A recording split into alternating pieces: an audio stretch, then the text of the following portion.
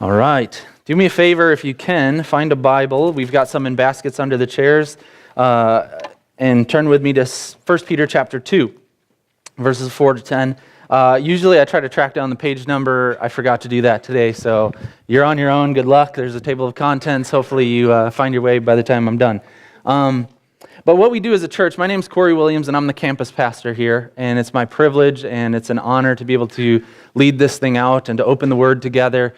And what we do around here is we have Bibles here. We encourage you to track with us. We'll put it up on the screen as well. But I love the idea of you guys being able to physically hold a Bible and follow along as we look at what God is speaking to us personally. And we believe that that's a great strategy for a church. That it might not be the most impressive thing to do, but we believe God can speak through His Word to His people, and that's our intention here. So that's why we do it this way. But I'm going to go ahead and read the section before us, 1 Peter chapter 2, verses 4 to 10, and then I'm going to pray, and we will get to work. It says this, 1 Peter 2, starting in verse 4, "As you come to Him, the living stone, rejected by humans, but chosen by God and precious to Him, you also, like living stones, are being built into a spiritual house, to be a holy priesthood, offering spiritual sacrifices acceptable to God through Jesus Christ. For in Scripture it says, 'See, I lay a stone in Zion, a chosen and precious cornerstone, and the one who trusts in Him will never be put to shame.' Now to you who believe, this stone is precious, but to those who do not believe, the stone the builders rejected has become the cornerstone, and a stone that causes people to stumble, and a rock that makes them fall. They stumble because they disobey the message, which is also what they were destined for. But you are a chosen people, a royal priesthood, a holy nation, God's special possession, that you may declare the praises of Him who called you out of darkness into His wonderful light. Once you were not a people, but now you are the people of God. Once you had not received mercy, but now you have received mercy." Let's pray. Lord, we thank You for Your word, and we pray right now, Lord, that You would speak to us through it. Lord, we want to hear Your voice loud and clear. We want our campus and this ministry and the future that we have together to be clearly marked by Your agenda for us. Help us this morning to embrace Your vision for this church, and help us, Lord, to consider this precious cornerstone. And I pray for every person in here. I pray, Lord, that You would help them to see the beauty of Jesus and who He is and what He's done, and let their lives be built on that. And then, Lord, if they're willing, let them be a part of this incredible journey of this church starting up in Machesney Park and what You're doing here, Lord. We pray in Jesus' name. Amen. All right. We're going to look at a few different things from this text, and I'm taking kind of the outline from the first two verses. Now, if I were in a preaching class, I'd be getting bonus points because there's three of them, which is apparently, an important number when you're doing sermons. So 3 things, and they all start with the letter F. So the foundation, the fellowship of the church, and the function of the church. The foundation, the fellowship, and the function. So the foundation of the church, here's what we're looking at. Why do we exist? On what are we built? What is the purpose for our existence? What does the church stand for? And the thing that we find in this text, which is the vision for the church, is we find that the church stands on Jesus Christ. Look at verse 4. It says, "As you come to Him, the living stone, rejected by humans, but chosen by God and precious to Him." You're coming to this living stone, and as you read a little bit further on, you begin to get a sense. This stone is a person, it's a Him. It's the Lord Jesus Christ Himself. And it's saying, look, the church exists because of Him. You are coming to Him, you're coming to Jesus Christ, and you're coming to Him, and that's then the foundation. He becomes the cornerstone, He becomes the capstone, He's the main deal. Now I'm going to put it this way. Around here, we are unapologetic about that. We are hoping that you will allow for Jesus to be the bedrock of your existence, that you would get Him down to the core level of who you are, and that everything that you do would be built upon that. And as a church, that's what we're going to do.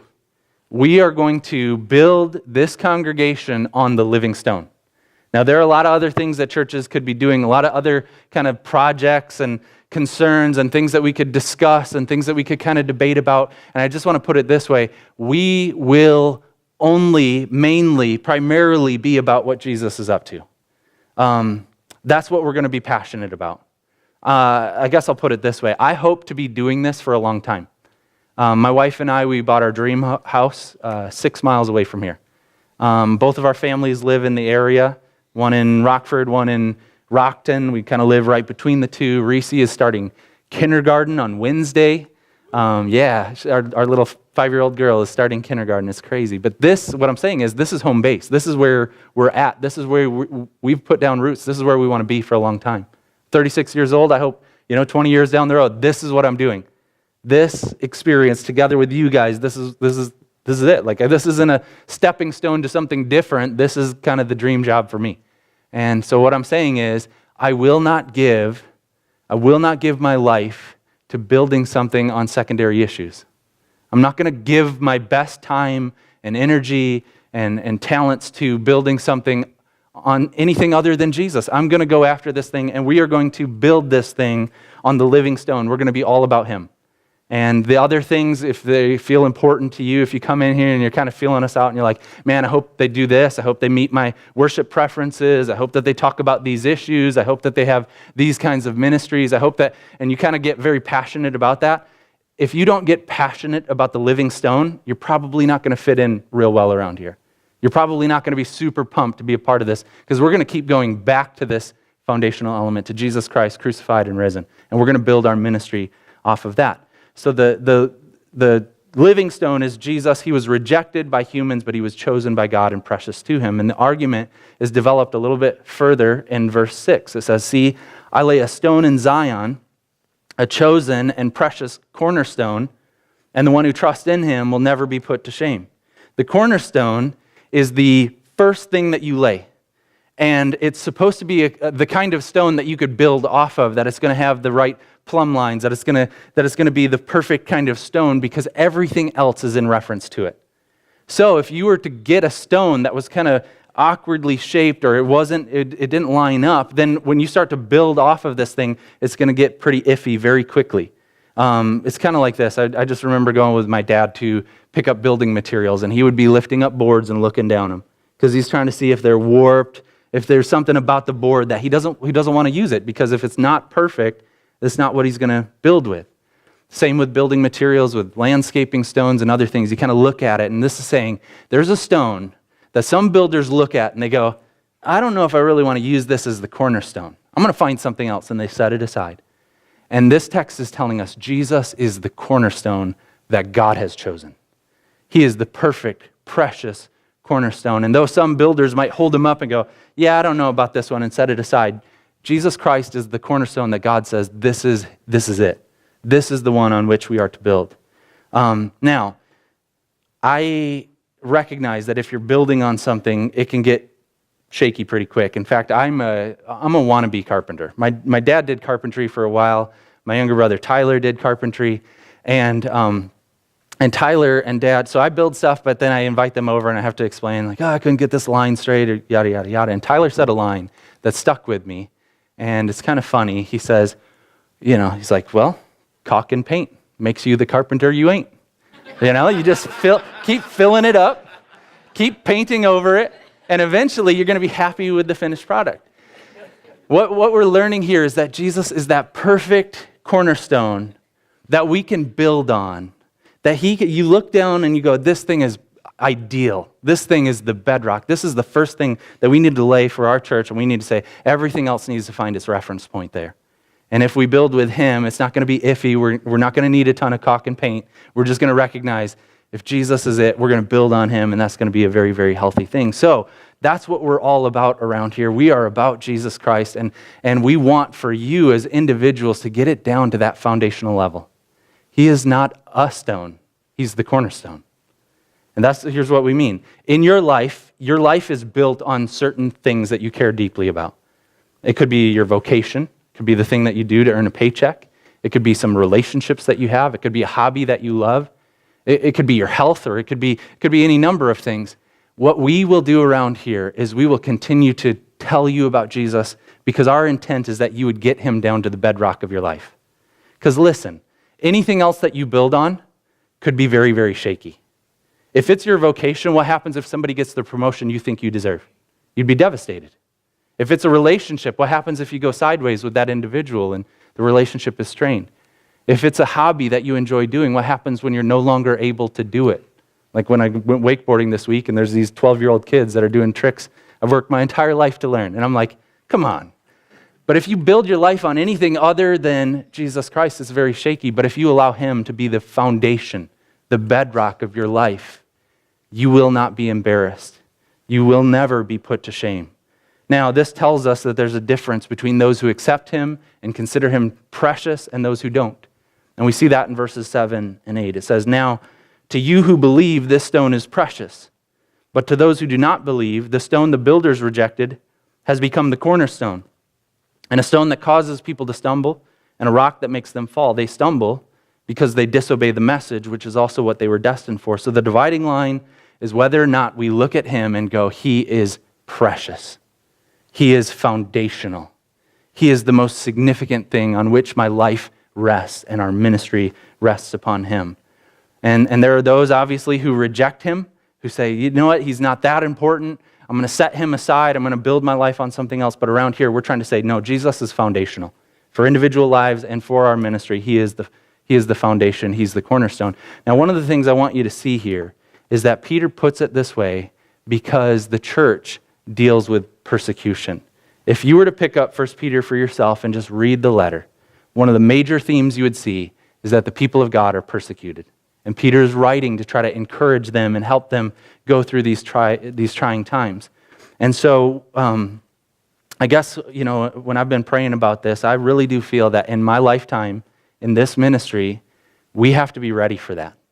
Because we're heading in the direction of a post-Christian society where holding to Christian ideals will no longer be an acceptable thing in our society. Now that sounds funny because we're in Machesney Park. In Machesney Park and Rockford, we have a wealth of churches. There's church buildings everywhere, and there's this kind of residual culture of Christianity. So around here, when I say, look, we're going to be persecuted, guys, most people are like, what are you talking about? Like I can just turn on, Christian radio and everyone kind of lights up around me. But I think we're moving in this direction of the society is moving away from Christianity, and we have to be ready to say, Jesus is so precious to me that even if I'm persecuted for his name's sake, I'm okay. We have to get prepared for that. And that's why Peter puts it this way. Look, if Jesus were rejected, if he was rejected, what should we expect as followers of him?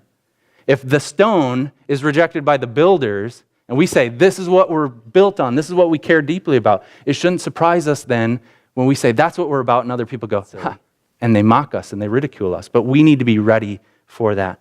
So the foundation of the church, the foundation of the Machesney Park campus is Jesus Christ. Now, secondly, I want to ask the question of who are the members of our church? Who are the people who are a part of this thing according to God's word? Who makes up the fellowship of the church? Look at verse 5. It says, you also, like living stones, are being built into a spiritual house to be a holy priesthood. So individual people are being built into this construction project that God is doing. You also, like living stones, are being fitted together into a spiritual household to be a holy priesthood. Now, all of the commentators agree that they're using temple language. They're using this imagery of the temple. And if you've never read the Bible before, God set up an arrangement where when his people were kind of wandering around the desert, he said, here's what I need you to do. You're going to make a temple. Here's the blueprint. It's going to be a tent initially because you're traveling. He builds a tent. Inside the tent is a place called the Holy of Holies. He says, that's where my name is going to dwell. I'm going to put my name on this thing, and I'm going to fill it with my glory so that you guys might know this is where the glory of God is able to be experienced in a profound way. And that's exactly what happened. The tent filled up with the cloud and the smoke. And then they get a permanent location, and they build a temple, huge rocks, huge stones, huge construction. And there's the temple and the inner temple courts, and then again, the Holy of Holies. Put the Ark of the Covenant there, and one person's going to go in there one time a year, and that guy better be ready because he's going to experience something of the glory of God. So here we have Peter saying, God is building this incredible structure, and it's you and I. All of a sudden, the temple, it's not the temple, the tent, and then the physical one, those weren't the real thing. They were pointing to something greater. They were pointing to something that was even more wonderful, and Jesus is the one who is saying, destroy this body, destroy this temple, and I will raise it up again in 3 days. He's saying, if you want to know where the name of God is and the glory of God, he was essentially saying, look to me. And then when he ascends, what are we going to do now? How do we experience the glory of God now? Now, Jesus isn't here anymore. He's at the right hand of the Father. How do we experience something of the glory of God? Well, here's what it's saying. God is building his temple this morning. It's spiritual stones, you and I, being fitted together to become the household of God. So the glory of God resides on us. Now, if that's true, if we're being fitted together, that means that community is a big deal. For us to be together is a big deal. Karen Joby, she's a professor at Wheaton College and Seminary. She puts it like this: the imagery of the living stones being built into a single unit implies the significance and purpose of individual Christians cannot be realized apart from community with other believers. Here's what this means. You can't actually fulfill God's calling for your life on your own. You were made for community, and you were made to live in relationship to other believers. And when that happens, you're being built into the household of God, a spiritual community. Now, it's very important. It's also very hard. I love the idea of just being a stone all by myself, right? Like if I'm just a living stone experiencing God by myself, that's easy. I like that. I prefer that. But what does God do? He goes, okay, that's cool, dude, but I need you here. And he puts me with these other people, with you. And I go, why are you so close to me? Why are you so heavy? Why is this so awkward? But God is doing that intentionally because he wants us to be the household where his name and his glory resides. And a part of us becoming more and more Christ-like is interacting with each other. And that helps us to grow in the image of Christ. We come together and we have different preferences and we have different opinions. And I mean, even this morning as we're setting things up and decisions are being made, you can tell there's tension. There's, like, okay, I have to listen to somebody else's idea about where to put this sign. And all of that is God going, look, I'm at work here and I'm putting you together with other people so that my glory might be on display. So that other people might see something of what it looks like to live in relationship to the living God. So the glory of God is on display in his people as we are being built together in community. Now, Tim Keller, he puts it like this, and I love it. He says, the glory of God is available to you in church in a way that it's not available anywhere else. When we come together in community, when we commit to one another and we say, yeah, we're in this thing, I'm with this, I'm in this with you, I'm committing myself specifically to this group of people, and I'm being fitted together with them, the glory of God resides on us, and we get to experience something of God that we can't experience anywhere else. The church is a very big deal. And I know it's popular to talk about being a Christian without really caring about the church, but that doesn't make sense. We are made to be in relationship to each other. No matter how hard that is, it's a good thing. The church is a beautiful reality that God cares deeply about. Now, look at what we are called to do. We're being built together into a spiritual house, but another part of who we are is we are a holy priesthood. We're a group of people who are called to do ministry. We're a bunch of people who once you commit yourself to it, God says, awesome, you've got a job now. I've got something for you. You are a part of the priesthood. You get to be a minister of the gospel of God's grace. And that might freak us out a little bit, and it should. When you recognize, okay, I just thought I was going to come to church today. I didn't realize I was going to be a part of church today.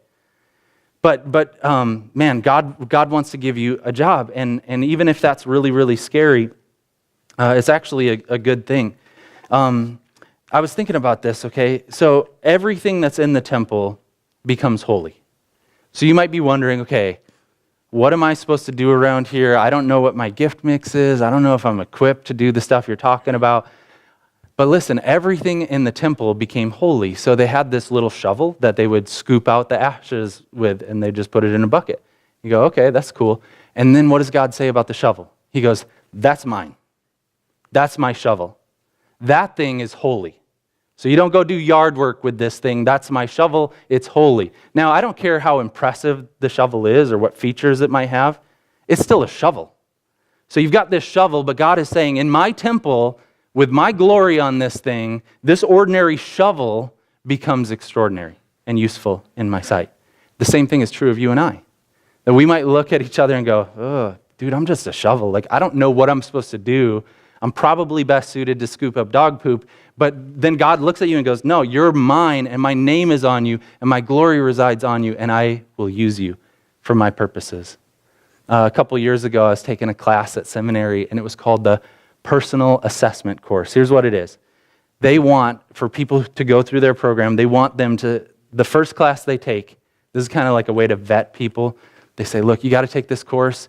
You have to do, spiritual gifts and personality profiles and have all of these different experiences. And I pushed it out a long ways, and I've been doing ministry for a long, long time. So I'm thinking, this is easy, and I'm totally cool. So I'm going through the course, and I'm thinking to myself, dude, all the people who are going through seminary, they're weird. And you don't even have to be familiar with seminary. You can just imagine this. Imagine the kind of people, young people who just love to sit around and talk about theology. And they're just kind of dorky, nerdy people, and they're all together. And one of the students from my youth group, a female student, is attending that seminary now. And she was tweeting about something, and it just made me belly laugh when I read it, because she's a female, she's at the seminary, and she's talking about finding a significant other. And she tweets this thing out. She says, the odds are good, but the goods are odd. Right? Looking at all these kind of nerdy individuals. And so I'm thinking, dude, I've got this down. Like, I'm totally cool. Like, I'm going to go through this thing, and the professor's going to think I'm awesome. And so I go through the thing. It was a wonderful experience for me, and I decided I want to follow up with the key professor who administers the whole thing. So I sit down with him, and I'm just asking him, what do you think? Here's what we're up to, and we're going to be launching a campus soon. Here's what we're doing. And he's just a very forward guy, and I love the guy. He's amazing. But I'm sitting in his office, and he looks at me, and he's looking at all my stuff, my personality profile, all the things that I've done throughout my life, and he goes, are you sure you're a leader? And I was like a little bit taken aback by it, like, yeah, like obviously I have got all this responsibility. He's like, no, I mean, like, I'm looking at your experiences, and I'm just wondering if you really do believe that God has gifted you with leadership. And I had to wrestle with that, because honestly, my personality, my temperaments, even my experiences, I'm not the natural born leader. I'm not the type A personality. Hey, put Corey in an organization and he will just crush it. He'll do an awesome job of leading everybody. Here's what I am. I'm a shovel. But in God's hands, with his glory, God can use me. The same is true of you. I'm going to challenge you to consider your ministry today, and you might be thinking, I am not prepared for this. But just remember, in God's hands, with his glory on you, you are phenomenally useful. And so, this group of people are being built together, spiritual stones being put together. And I was thinking about how we don't have a building, but that's okay. Because at the end of the day, we are the living stones that God is constructing. And so I get asked all the time, hey, when are you guys going to get a building? When are you going to get real about church and have a building and a meeting space? And I'm getting to the point where I'm beginning to get comfortable with the way I think we could talk about it. We should, when somebody says, hey, when are you guys going to get a building? We should start pointing at people. We have one. And this idea came from a king in Sparta. And if you've watched the movie 300, you know kind of the culture of Sparta. And there was a king who, when people would show up to the city, and they'd say this, and he'd use this all the time, so it became kind of common language around there. They'd say, you guys don't have a fortified wall. How are you guys safe? Like, what do you guys do? How do you prevent against attacks? Like, where's your wall at? And he would just go, here's my wall. And he'd point to the individuals in Sparta. He said, here they are. This is the wall. So when we think about our church and we go, hey, when are we going to have a building? When are we going to do the real thing? When are we going to actually have a meeting space? We should just be pointing at people going, look, this is God's building. These are the stones that God is raising up and building together, and this is where the glory of God resides. And so we should be actually pretty excited about that, as challenging as it may be. This is God's temple. Verse 9 says it like this: you are a chosen people, a royal priesthood, a holy nation, God's special possession. We have this incredible identity as the people of God. We're being built together into this living temple where God's glory resides. And I hope that, even if you're a visitor, our intention is that you would catch that vision and be so pumped on that you'd want to be built in together with us. That you'd say, look, I'm committing myself to this. But we recognize that God is building us together. and we're excited about that. So thirdly, what's the function of the church? What are the things that we're supposed to do? Well, verse 5 puts it like this. At the end of verse 5, it says that we are being built together to be a holy priesthood, offering spiritual sacrifices acceptable to God through Jesus Christ. We are a holy priesthood, so that means that the activity that we do flows out of our identity. The order here in verses 4 and 5 is very important. We're being told who we are before we're told what to do. And you got to get that, because otherwise we get off track real quick. We need to know who we are first. The temple, we're founded on Jesus Christ. We're this living temple that God is fitting together, and then our activity flows out of our identity. And so we are this holy priesthood. It's really crazy, but listen, friends, if you're a believer and you feel called to this ministry, to the McChesney Park campus, you are a minister of the gospel. God, according to his word, is saying everybody has a role to play. Everybody's in. Corey has a small part. I get up and I preach and I lead and I do these different things, but every person who's a part of this is called into ministry. It's what we call the priesthood of all believers. He's got this project and he's saying, look, there's no insignificant Christian. Every Christian is gifted and is commissioned to get to work. And so part of what we want to do around here is help you figure out, what does it look like for you to engage in your ministry? What does it look like for you to function as the priest that God has commissioned you to be?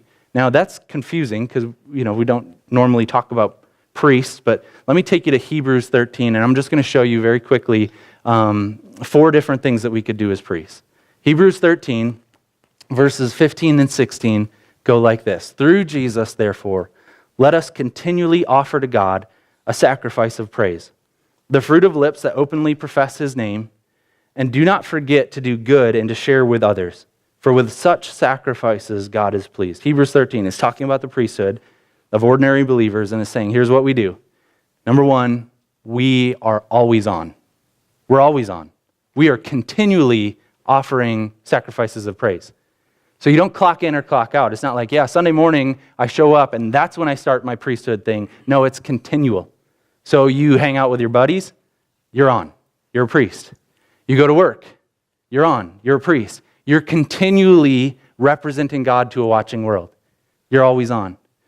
Another thing that we do is we open up our mouths and we profess the name of Jesus Christ. As priests, we want to tell other people about the God that we represent. And so we confess, we profess. Here's what he's like. Here's who he is. Here's what he wants from us.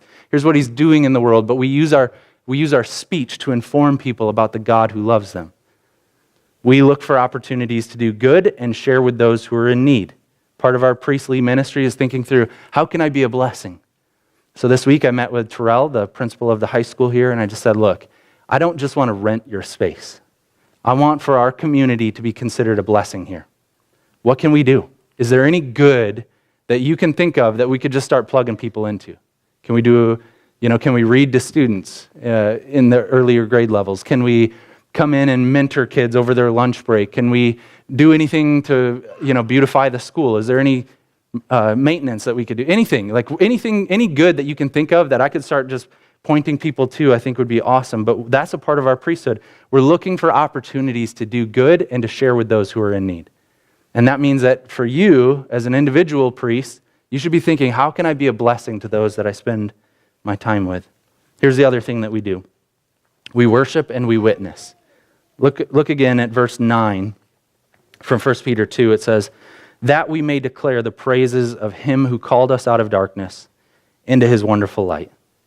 Part of the reason why we exist, a part of our spiritual sacrifice is declaring the praises of him who redeemed us, who brought us out of darkness and into his wonderful light. So we come together and we sing, and that's a big deal. It's a spiritual sacrifice of praise. We go away from here, we live lives of worship, and all of that is a big deal because we are priests representing God. We have a ministry, and we're engaging in that ministry through Jesus Christ on a regular basis. So here's what we need to say around here. Everybody who's a part of this, you have a role to play. You have a ministry, and we want to help you figure out what that is. Now, some of that will show up on Sunday morning, but not all of it. Many of you have ministries that are away from here because you spend most of your time away from here. But we want to be able to equip and train you to do that ministry well. So let me just give you a couple of examples of kind of how this works, and these are just brief, but Alex Huffines sometimes runs sound for us. But he's also the chapter leader, the Young Life leader at the Hananiga High School. So he's got ministries. He's got multiple ministries that he's engaged in because he's a priest. And he's engaged in continually offering sacrifices of praise that are acceptable to God through Jesus Christ. Janet is here this morning. She made cold brew coffee for us. And she organizes a ton of our stuff out there and helps with communion and offering and all that other stuff. She's doing a priestly ministry, but she's also one of the directors of Outdoor Outreach, like a significant role at Outdoor Outreach. So she's got multiple ministries that she's involved in, and she's serving and doing those things very well. Other people have the ministry of encouragement.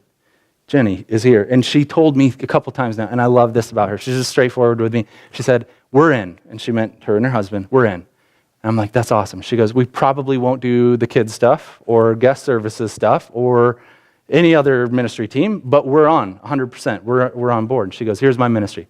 I'm an encourager." And she is. She comes to church looking for opportunities to encourage other people, and it's significant. I know for me personally, it's significant. So the ministry, we're not trying to put it into a box and say, look, you have to be on one of our teams for it to count. The truth is, every believer has a ministry, has a gifting, has a calling, and we just want to help you lean into that calling. We want to help you to embrace that identity and then to begin to serve out of that identity. So all of us have a ministry. All of us that are believers are priests, and I hope that as a church we can do a good job of helping you engage in ministry. So here's what we're saying. The church is founded on the living stone, Jesus Christ. The members of the church are those who've confessed Christ as Lord, counting him as precious and treasured.